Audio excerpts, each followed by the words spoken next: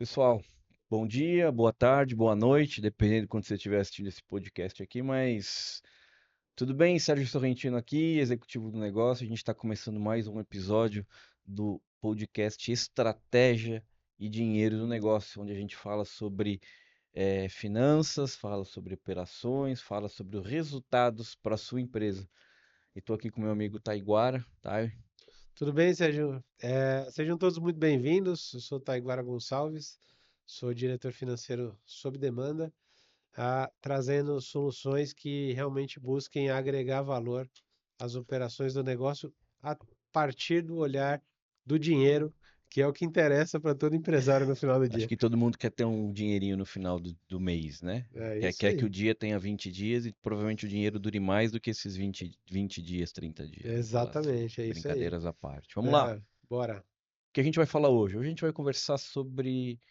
A gente começou uma conversa no último podcast sobre indicadores, certo? Tá? E a gente deu Sim. alguns conceitos sobre indicadores e tal. E hoje a gente quer trazer isso para a prática. Legal, pô, fantástico. Eu acho que isso é fundamental para o nosso espectador, né? Vamos falar na prática como fazer Como é e que os faz? benefícios disso, porque eu acho que é mais importante a gente entender esses benefícios disso. E dar alguns exemplos, né, de coisas que são pela nossa experiência, que não é pequena, trazem benefícios para a gestão Sim, de toda a sim, operação, né? exatamente. E eu queria começar perguntando para você, como fazer? Você tem algum exemplo de indicador que você tem utilizado em algum cliente, alguma coisa nessa parte de finanças, e que você viu que, putz, a vida, a gente começou a fazer um negócio aqui, ó, e só através dos indicadores foi possível que realmente a gente causasse um impacto grande dentro da empresa. Legal. Bom, tem vários, né? Ao longo da minha trajetória aí, da minha carreira, a gente viu vários, mas o que eu gosto de olhar muito fortemente, eu acho que a gente falou um pouquinho sobre ele no último episódio, é a margem de contribuição, né? O Tá, indicador de margem de contribuição. E também o indicador que mede a geração de dinheiro do negócio, né? Ou seja, mais popularmente conhecido aí como EBITDA, ou o lucro antes da depreciação, amortização e despesas financeiras. Vou falar um pouquinho do EBITDA primeiro, depois a gente fala de margem de contribuição. O que é o EBITDA, né? Quando a gente faz o resultado, apura o lucro da empresa ou o prejuízo, né, a gente vai classificando as as despesas. despesas que são incorridas e os Uhum. gastos que a empresa tem, né, a forma de grupos, né? Essa classificação é feita em forma de grupos. Então, existem algumas despesas que elas, embora toda despesa no final está diretamente ligada à operação, eh, convencionou-se que elas não estão diretamente ligadas à operação. Então, que É, despesas são essas? A primeira, por exemplo, é a despesa de depreciação. Então, tá. você tem lá para o seu negócio, você é um dono de uma empresa de dedetização e você compra um carro para a tua equipe ir Poder atender os teus clientes, para entender. fazer o serviço ali. Esse carro, quando você compra ele, você pagou ali R$ 100.000, comprou um carro zero para o teu negócio. Ele não vai viver, não vai existir para sempre, né? Sim, Nem vai ser útil no seu negócio para sempre. Então, baseado em alguns critérios, a gente considera que o gasto, a perda de valor ao longo anual do ano. ao longo dos anos Tá. que esse carro tem é considerado uma despesa. E por que é considerado uma despesa? Porque o empresário precisa pegar essa reserva de dinheiro, porque ele não está pagando essa despesa ao longo do Uhum. tempo. Ele já comprou o carro. Mas essa despesa é a forma dele começar a preparar o caixa dele para comprar um novo carro no futuro, Sim. para substituir. Então, a despesa de depreciação, que aí tem vários critérios, mas vamos assumir que ela seja de 10% ao ano, que a vida Tá útil bom. do carro é de 10 anos. Então, ó, você tem o carro que você vai utilizando ali e a cada ano, 10% daqueles 100 mil que você pagou, Você vai você utilizando. considera como uma despesa para fazer uma reserva de caixa, Tá. né? Então, por isso, ela é considerada uma despesa não operacional, porque ela não está ligada diretamente a um pagamento de dinheiro naquele ano. Já aconteceu no investimento do carro. Então, a despesa de depreciação é uma. Uma segunda, amortizações, que é muito parecida com depreciação, mas é para direitos não tangíveis, para bens não tangíveis. Então, você resolveu agora, Sérgio, comprar a Coca-Cola. Muito obrigado. Não é Você uma Coca-Cola, não, não. não é uma, não. É a É a empresa empresa The Coca-Cola Company. Company, lá de Uhum. Atlanta. Quando você for fazer essa compra, você não vai comprar só as máquinas que produzem a Coca-Cola. Você vai comprar ali um ativo intangível que você não consegue botar a mão nele, que é a marca Sim. da Coca-Cola. Isso tem um valor, né? Então, quando você compra a marca da Coca-Cola, o direito de usar essa marca, ao longo do tempo você também vai amortizar esse investimento que você fez, e isso também é considerado uma despesa não operacional. Uhum.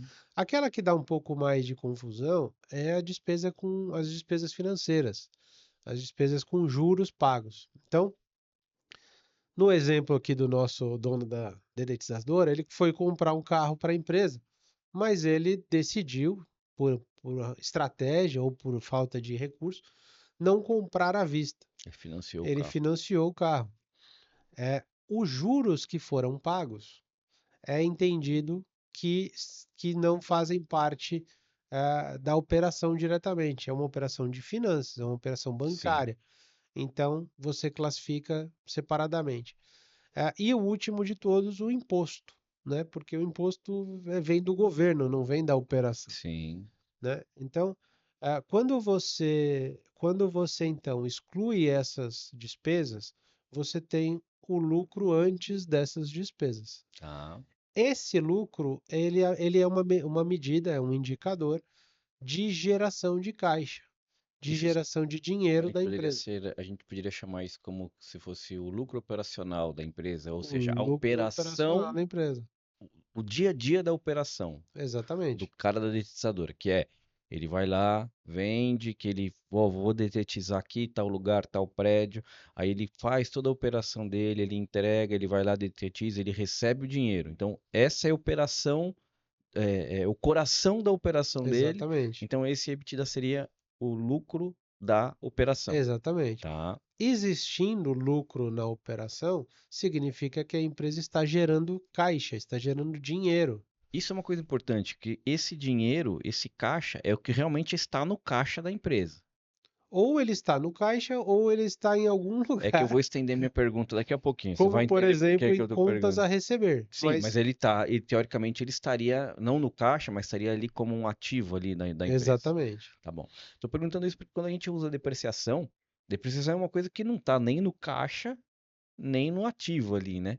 Acaba sendo um valor que a gente coloca para que ele tenha uma previsão de que ele vai, por exemplo, fazer uma compra, no caso que você deu o exemplo do carro, né? Exatamente. Então ele não passa a ser tão tangível quanto o caixa. É isso aí, exatamente.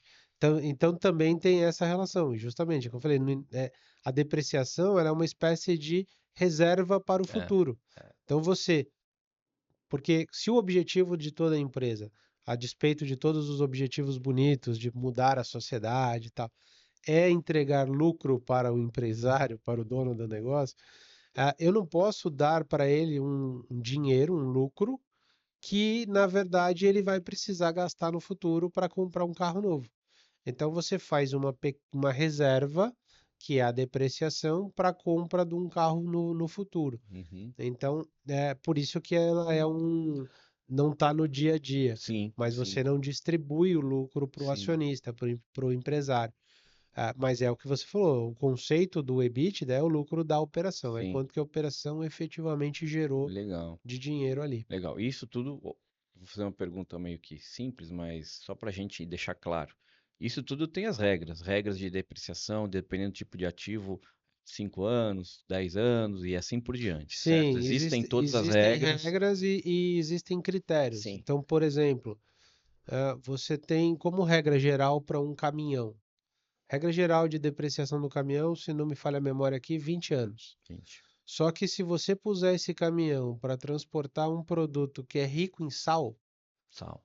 talvez não dure 5 anos, o caminhão vai estar destruído. Sim. Então você pode então fazer a Antecipar a depreciação depreciação. de forma acelerada, antecipada para 5 anos. Legal. Legal. É bom saber desses conceitos porque são coisas simples que de repente dá uma diferença pro empresário, pro pessoal que está ouvindo, de entender que talvez alguns ajustes simples façam que não que vai mudar a operação, porque na verdade a ideia aqui não é, por enquanto a gente falou dos indicadores financeiros que estão muito relacionados com essa parte do dinheiro em si, não Sim, tanto com a operação, mas de repente com uma dica simples, né, alguma mudança simples, um entendimento básico disso, consiga gerar uma outra forma de ver o negócio e ter um impacto para a estratégia do negócio, né, que é o que você falou. Então, de repente, um caminhão nessas condições eu posso antecipar a depreciação desse jeito, eu vou ter uma condição melhor dali para frente para tocar minha operação, né? Então, tá exatamente. totalmente relacionado, né? Exato. E isso às vezes vai gerar, inclusive, às vezes não, muitas vezes vai gerar, inclusive, impactos de imposto, Sim, né? E eu costumo brincar que não existe um empresário que goste de pagar a guia do imposto no final do mês. eu já penso um pouco diferente, mas vamos lá. Não, eu digo assim, eu gosto de pagar exatamente o imposto que é devido. Isso. Eu não quero pagar nem R$ 1 a mais e nem um centavo a menos. É, o ponto é como é que a gente determina qual é o Sim. imposto que É, é devido, é.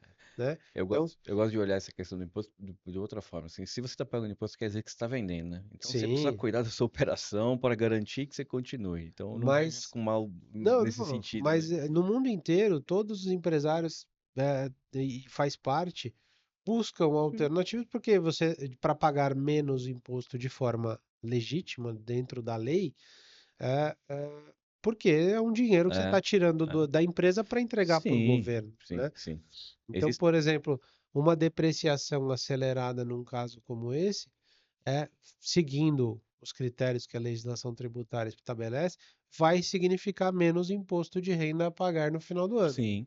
E aí facilita. né? Porque aí, você, bem ou mal, você vai sobrar dinheiro para sua empresa. Exatamente. Então, por isso da importância de ter uma pessoa que entenda desse tipo de coisa para garantir isso, né? Porque É, para garantir a empresa rodando sem ter impactos piores a médio e indevidos, longo né? prazo, vamos considerar Indevidos, assim. exato, porque se ele não sabe disso, se esse empresário não tem conhecimento disso, ele vai pagar mais Sim, imposto do que ele precisa. sim, E para receber exatamente. de volta depois, quando ele descobrir, aí não vai ser fácil. A gente falou de um, Hum, falta o outro. vamos falar de imagem de Vamos contribuição falar um de margem pouco de mais. contribuição? Vamos lá. A margem de contribuição é justamente o lucro que cada produto ou quantidades de produtos gera para pagar a conta das despesas e dos custos fixos da empresa. Então, no episódio anterior aqui, a gente usou brigadeiro, então vou mudar de assunto agora. Vamos imaginar então que você é uma empresa do setor de tecidos, de confecção, né? Então você produz lá na sua indústria de confecções, você produz camiseta, você produz camisa social, você produz calça jeans, você produz calça de sarja, você produz terno, você tem uma variedade de produtos. A, a primeira visão e que faz sentido para todo empresário, isso é quase intuitivo, é que você venda aquele produto por um preço maior do que custa para fabricar, para Sim, produzir, sim. né? Isso é exatamente intuitivo. É para isso que desde lá dos primórdios da história da humanidade A gente. começaram a fazer trocas comerciais e negócios. Então sempre foi assim.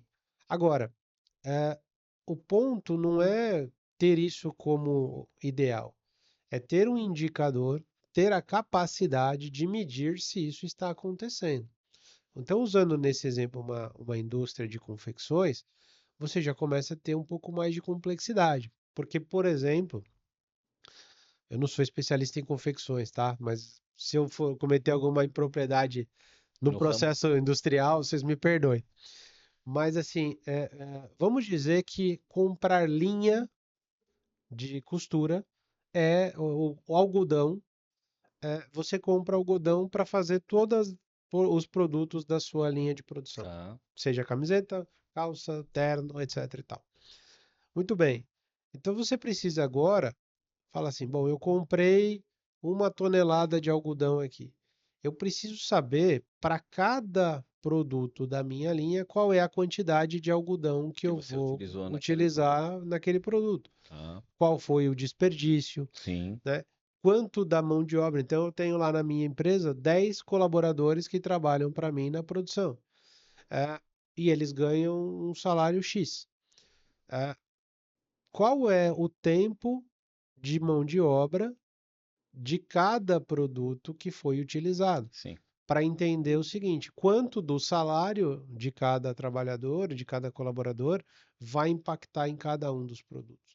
Então, por quê? Porque no final, o que que você agora sim vai poder, a partir dessas análises todas, que tem um grau de complexidade aí, você vai poder falar, bom, é, eu tenho, eu comprei camiseta, o custo para produzir camiseta foi R$ 5. Tá, E aí eu vendi camisetas a R$ 20.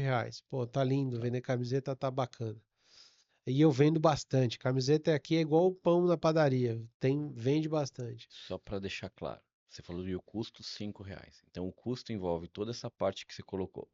É o exemplo que a gente está É isso usando aqui. aí, não tô, Tá? não é nada Então, real. o exemplo envolve toda a parte do algodão que ele comprou para montar aquela camiseta que ele comprou por tonelada, provavelmente gastou tanto para produzir aquilo, a mão de obra da pessoa que está ali fazendo aquela atividade, A qualquer outra tinta, despesa que ele tudo que teve tiver referente ligado. a produzir, saiu do algodão, ó, tô aqui com a camiseta pronta. É isso Tudo aí. isso que está relacionado a esse custo desde que saiu de lá é esse custo de produção de cinco cinco reais que a gente reais está aí de falando. custo de Legal. Então, produção. É isso isso é o aí. custo direto que a gente Direto. chama, É o certo? custo direto, exato. Porque ele está diretamente relacionado ao produto feito. Isso. Tá. Aí você ainda tem também, e você deve fazer essa alocação dos custos indiretos, né? Legal. É, a mão de obra, o salário do colaborador, dos trabalhadores, às vezes pode ser direto e às vezes pode ser indireto. É, Porque, por exemplo, você pode ter um gerente de produção que ele cuida de tudo o é. que acontece na fábrica, né? Ele não tem uma dedicação que possa ser medida especificamente para camiseta, para calça, para terno. Tá. Então, O certo seria, se ele tivesse 100% alocado numa fábrica, você precisaria dividir pelo número de produtos que ele faz para calcular coisa. Mas daria para fazer algumas aproximações, né? sim, sempre tem, mas às vezes é muito difícil ou não vale a E aí pena. vale a pena você colocar ele como um custo direto, Você por exemplo, coloca ele como um que custo indireto facilita lá a e conta, né? facilita a conta, né? Então, então assim, vamos dizer que a camiseta a gente vende por 20, custou 5, ela tem R$ 15 de margem de contribuição, e eu tenho um custo indireto de Tá. R$ 100. Então, se eu vender só uma camiseta no Você não mês, pagou seu eu custo. não paguei o custo indireto. Só que eu também não produzi só camiseta. Eu produzi calça, eu produzi terno, eu produzi etc. E na produção de terno, eu descobri que para fazer um terno custa R$ 30. Só que o meu preço de venda é 25. Opa, tem algo errado Temos aí, um né? problema. E não tem jeito, eu não vou conseguir vender, Vender por até porque já mais. foi, né? Já aconteceu, mas mesmo para o próximo mês eu não consigo vender o terno por 35, por 40, por R$ 50. R$ 25 é o É o teto do máximo. mercado, não Você tem não vai jeito, conseguir vender não mais. vou vender. Se eu faço a medição, depois de um mês, pelo menos eu vou descobrir o seguinte, que eu tenho que tomar uma decisão, que eu consigo achar alternativas dentro da produção, dentro dos meus fornecedores, para diminuir o custo do terno? Se eu consigo, eu tomo a decisão de executar essas atividades para baixar o custo e continuar vendendo. E aí eu continuo vendendo a 25, só que a minha produção, em vez de gastar 30, eu Tem que posso gastar 20, 20. 22, alguma coisa Legal. abaixo de 25. Não, não é possível. Eu já fiz aqui tudo que pode ser feito, e não tem jeito. Bom, aí eu talvez tenha que parar de vender terno. É. Ainda existe uma terceira alternativa que não é financeiramente, eu como um cara de finanças não gosto muito dela, mas a gente tem que se adaptar à realidade das coisas, que é, se eu não vender terno, eu paro de vender camiseta. Na verdade, é o caminho que eu ia seguir daqui a pouco, mas vamos lá. Então, aí é o seguinte, eu não posso deixar de ter este prejuízo de R$ 5 por terno vendido, porque eu vou perder quantidade de vendas de camiseta. Então, a camiseta está me ajudando, porque ela tem R$ 15. Então, dos 15, R$ 5 de cada camiseta, se eu vender as O mesmas banco tem. quantidades, está pagando o preço do terno. Eu E gosto, ainda está me deixando 10, é, então, na soma das duas. eu gosto Então, muito de pensar desse jeito, de talvez entender individualmente cada produto, porque é importante, porque senão você não tem essa visão. E até exato. para dar uma decisão estratégica do seu portfólio. Então, por exemplo, eu posso montar um kit que vem uma camiseta mais um terno. Também, também. E aí, sabendo que o terno dá prejuízo, não prejuízo, ele tem uma margem de contribuição negativa, e que a camiseta tem uma margem de contribuição bem positiva, talvez fazendo esse mix dentro do seu portfólio, você consiga vender um kit que talvez atenda o que você precisa e aí aumente seu volume de vendas, inclusive, né? Exatamente. Então tem as decisões estratégicas que podem ser tomadas baseadas no que você está colocando Sabe dessa quem questão conhece muito financeira. bem os efeitos dessa decisão financeira? Donos de bares e restaurantes, donos de mercados, que muitas vezes recebem, por exemplo, de alguma marca grande de refrigerantes, a incumbência de, para comprar o meu refrigerante Ah, A, não vou botar o nome aqui, você tem que só levar o tem B e o dois. C. Só tem dois. Só tem dois É, mais famosos, mas por quê? Porque o B e o C talvez não tenham margem sim. de contribuição suficiente ou volume de venda suficiente. E aí ele fala, ó, se você quer o A, que é o que todo mundo quer comprar, então você compra o B e o C também junto. Mas aí eu acho que vale bem para a gente caminhar aqui para o final nesse sentido, da importância de entender os indicadores financeiros dentro da organização, dentro de Sim, qualquer empresa. A gente está dando um exemplo aqui simples de coisas que a gente pode fazer, mas vocês viram que um negócio simples pode se tomar uma decisão estratégica de que ponto de paro de produzir terno, ou monto um kit, ou eu sei que eu vou tomar a margem de contribuição negativa no terno, mas continuo minha operação porque é importante, senão eu não vendo. Então você vê a importância da gente ter os indicadores financeiros dentro de qualquer organização nesse sentido, né, exatamente. Thay? E entender os seus efeitos, Sim, né? Porque é isso. Eu poderia simplesmente chegar lá e dizer, não, então para de vender terno. é, E aí eu vou acabar com a indústria porque é, não vai vender camiseta. né? Por isso que não é uma coisa unilateral. Eu não olho só as finanças, eu Não, olho o negócio. Por isso que exatamente. chama estratégia de dinheiro do negócio. Não é o financeiro, não é somente o negócio, não é somente o dinheiro, não é somente a estratégia, mas essas coisas conectadas e falando, conversando juntas, É né? isso aí, perfeito. Muito Cara, bom. obrigado pela conversa de hoje, pessoal. Obrigado, Thay. Tamo junto. Se você está gostando, por favor, se inscreva aqui no nosso canal. A gente está fazendo isso aí para divulgar um pouco o conhecimento e difundir coisas simples para que você possa aplicar no dia a dia da sua empresa. Então, por favor, comente aí também, deixe seus comentários, suas perguntas e Boa. obrigado pela conversa hoje, Thay. Siga a gente nas nossas redes sociais também. Também tem bastante conteúdo lá, LinkedIn, Instagram e por aí vai, TikTok. E tamo aí. Valeu, gente. Obrigado, um Até abraço. a próxima, Até a valeu. próxima.